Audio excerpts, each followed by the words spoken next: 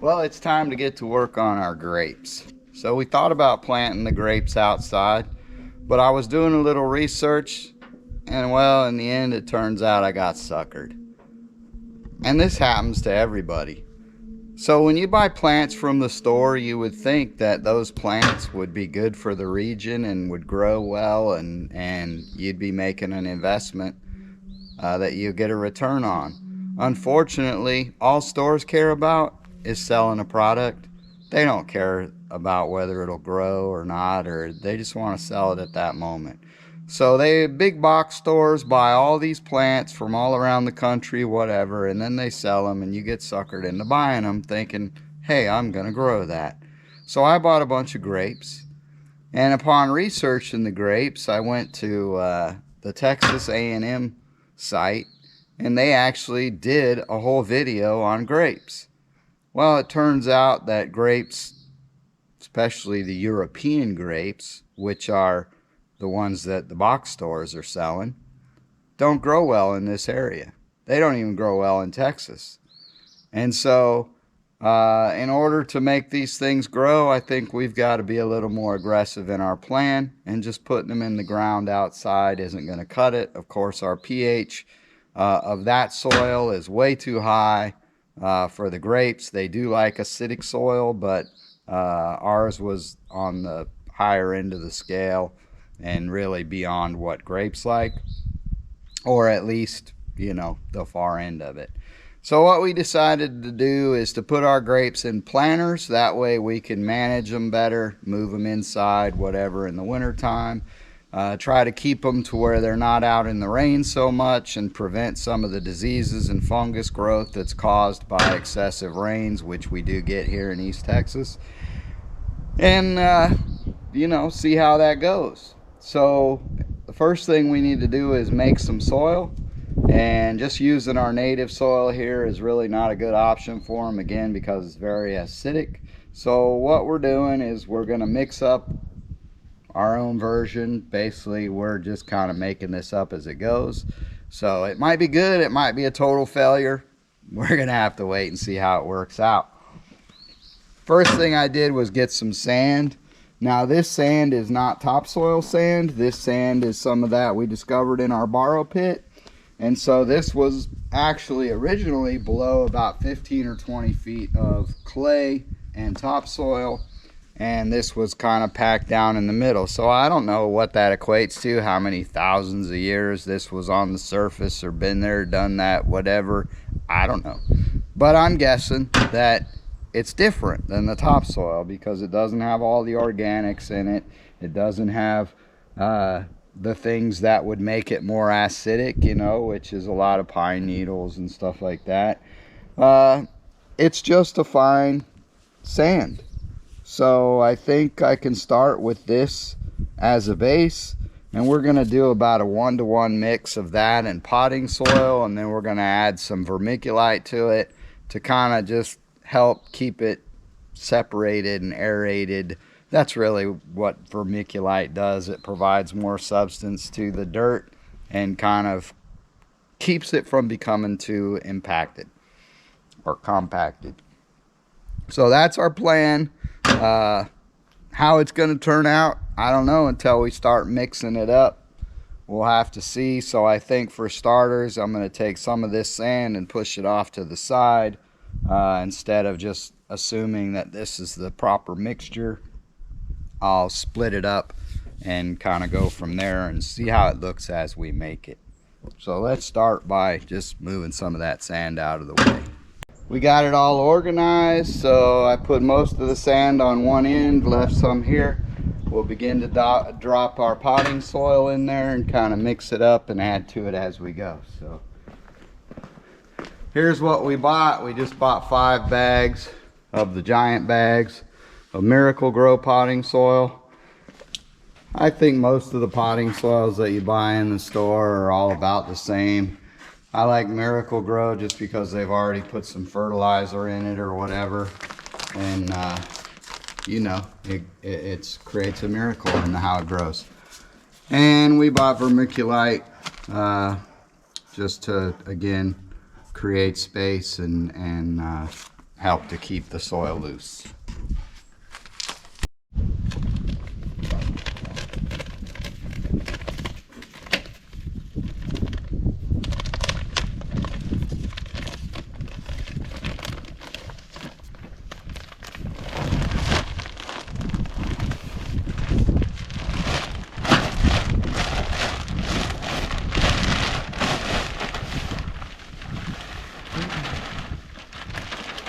It sure is pretty.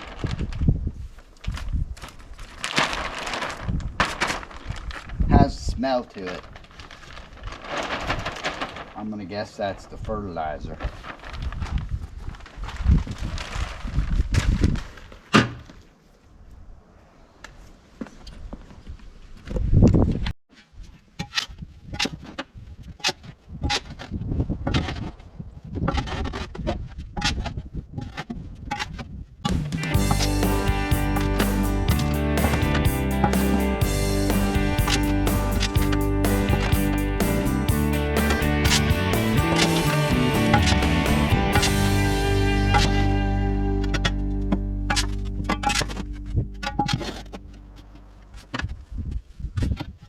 Well, that's a good start.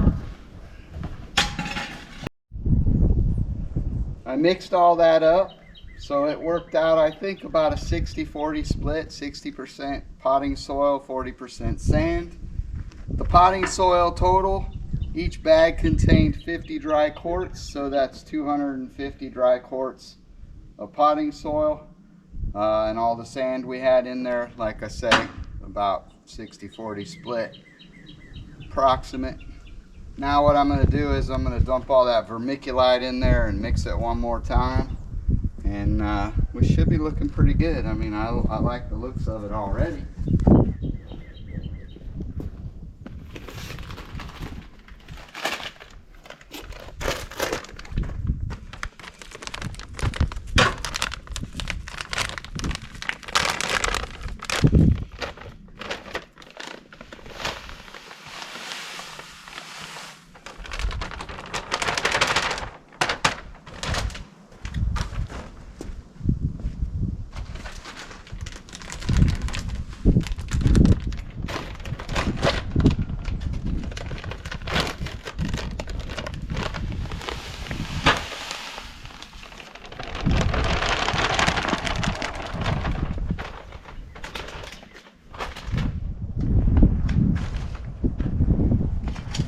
So it says fine grade horticulture vermiculite for organic gardening. I guess that means it's good stuff.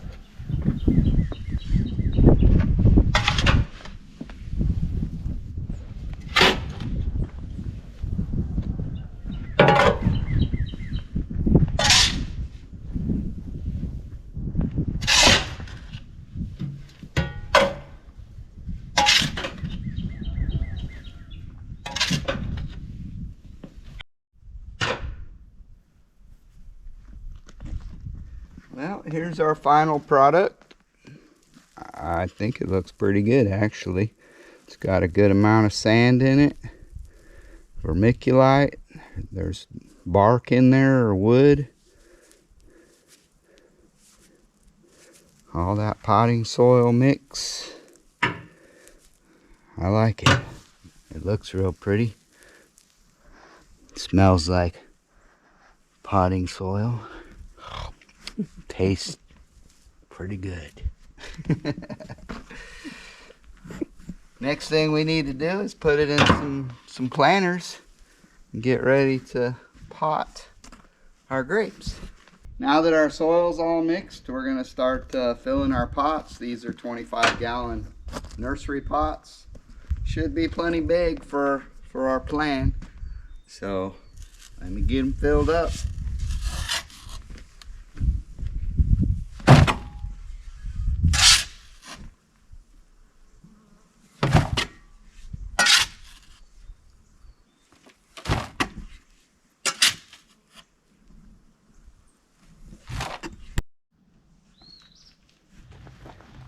All right, here's what we got. This is how bad I got suckered.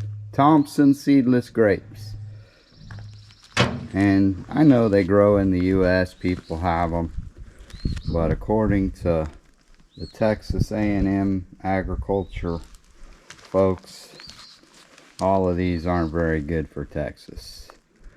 We got Mars seedless, so 2 Thompson seedless, a Mars seedless, which is apparently a purple grape, a Concord seedless, which is another purple grape, and a regular Concord, which the first time I bought the Concord, and then when I went back I saw seedless and I went, oh man, did I buy ones with seeds? So I don't like grapes with seeds, but it is what it is. Anyway, these were like 11 bucks a pop. So yeah, I got suckered on an impulse buy. Didn't do my research ahead of time, and this is what happens. But we're gonna make the best of it and see if we can make a go of this, because I do love grapes. So next thing we're going to do is work on getting these things planted. You see that I did mostly the 25-gallon pots, and then I did one smaller pot. Didn't think I was going to have enough soil, but I probably ended up with just enough soil, because I ended up with 2 of the smaller pots, which I think are your 15-gallon. Could be 10-gallon, but 10 or 15. So if those are each 10, then I didn't have enough soil to fill a 15 or a 25 those are. So either way, we got other stuff to plant too, so we'll just make the best of it. So what we're going to do now is start making holes and get these things into the dirt.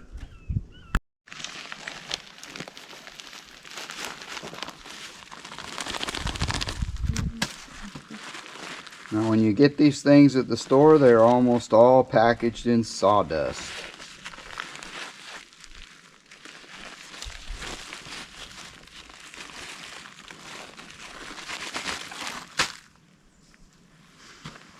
Has a little roots right there. Go deeper than that. Okay. Hold it up.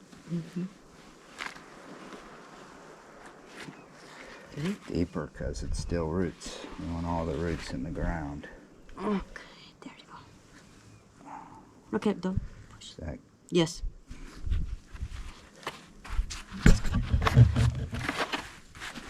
Okay.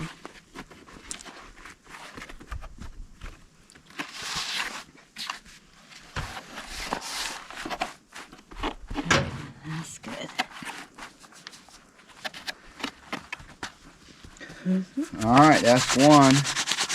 We need to take that bag and like put it on there somehow so that it marks what kind it is. And then we'll This is our second Thompson seedless. ooh, look at this one, has a lot of roots. Good. Lots. Yeah.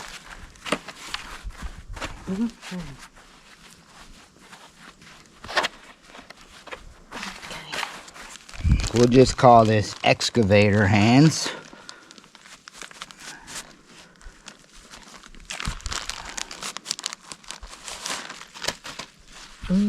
This one has a lot of roots too.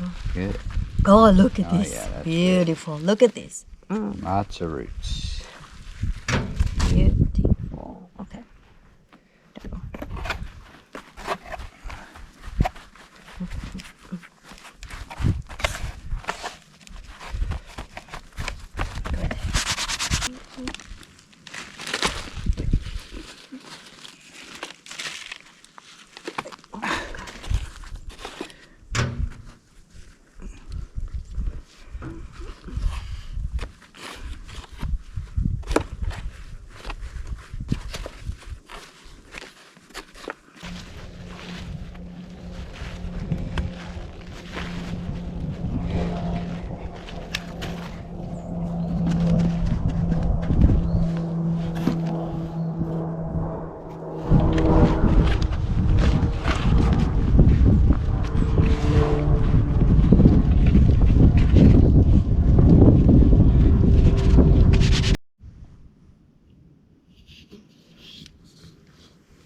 Alright, so the next thing we're doing, we got some bamboo plant stakes that we're putting in so that we can tie our vines up.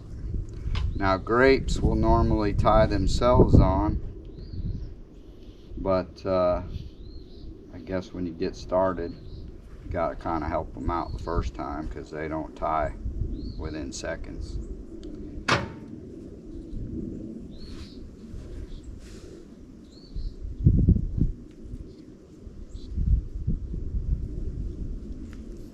So I've got some nursery twist tie wire here, and that's what I'm using to tie the vine up. And it's just a Oligay twist tie, it says, made in China, of course. Okay.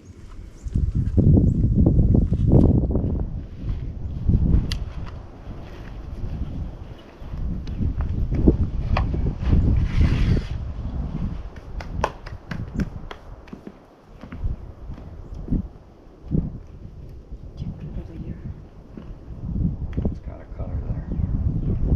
You put it in there and then push down on it. Well, then you push down on that metal tab. Ooh.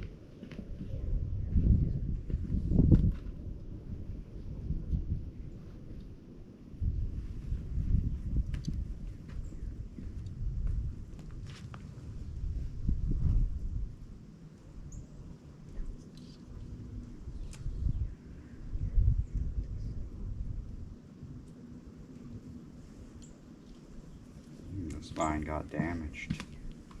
See how it's bent and broken right there? And here too. Okay.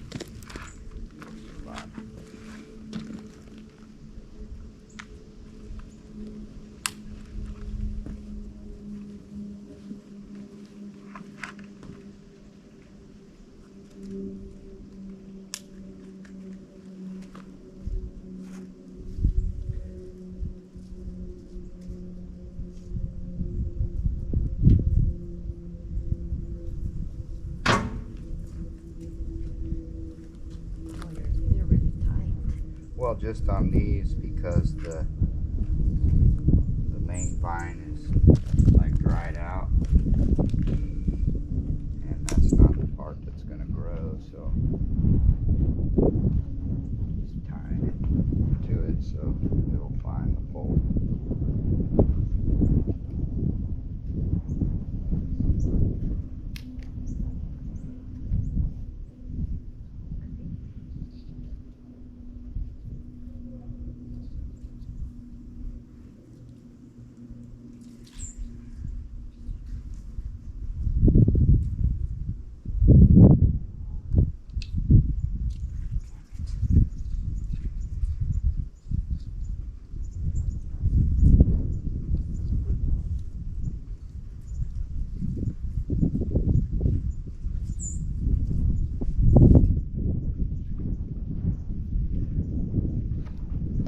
That one is not long enough. And I didn't want to do it too tight because, you know, I want to be able to grow.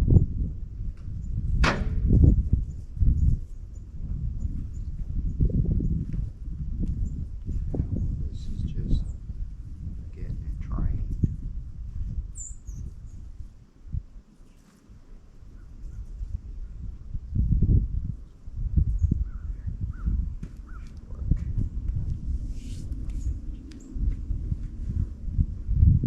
I would tie it down here. You're not afraid of breaking it? Where are you? You're not even around. Oh, Let me see. here. Twist it. Okay, let me.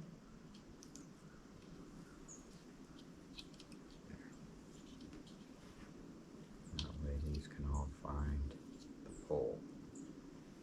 Hopefully. Okay. That's it.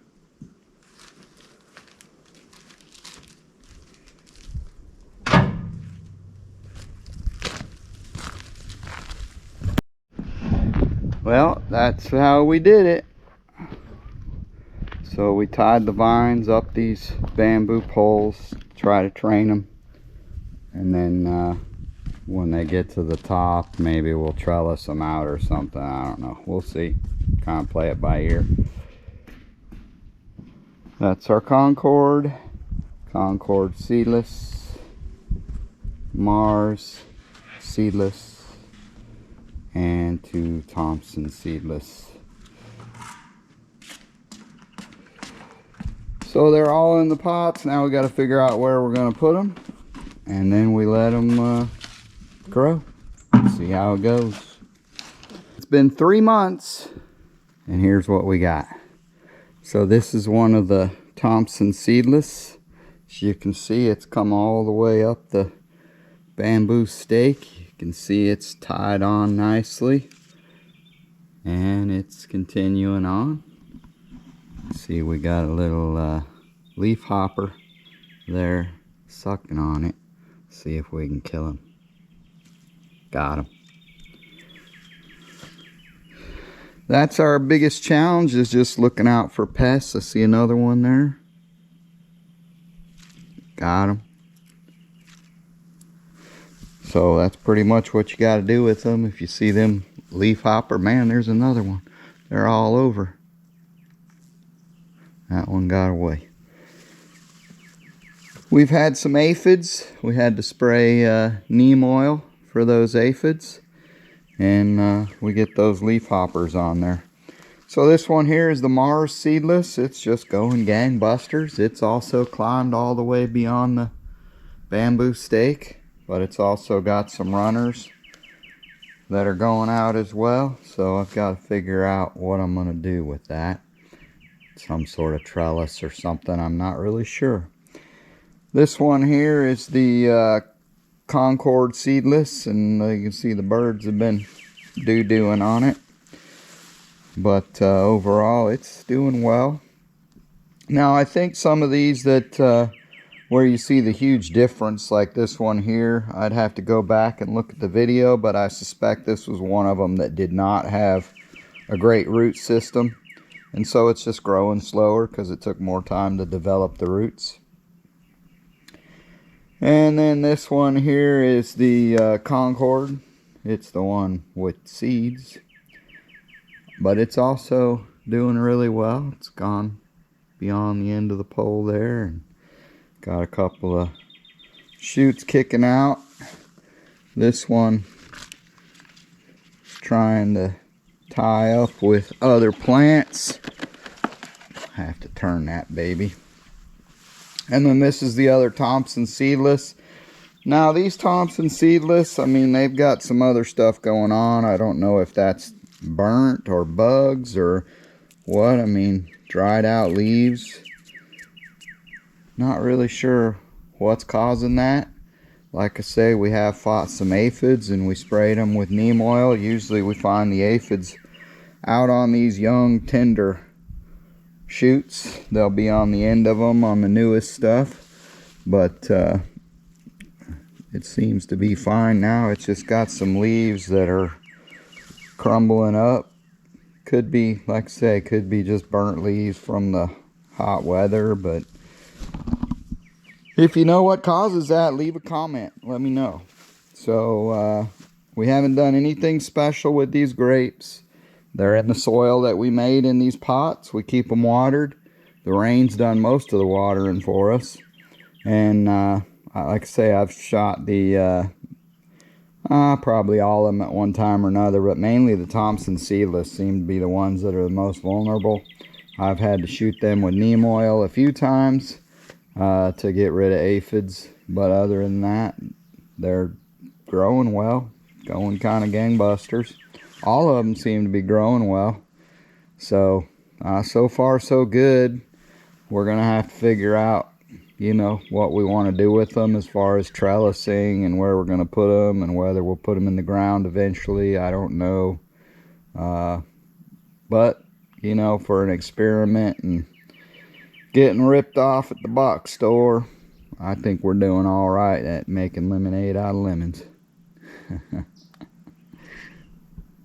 Well, folks, if you stuck with us this far, we appreciate you watching another one of our videos and supporting our channel.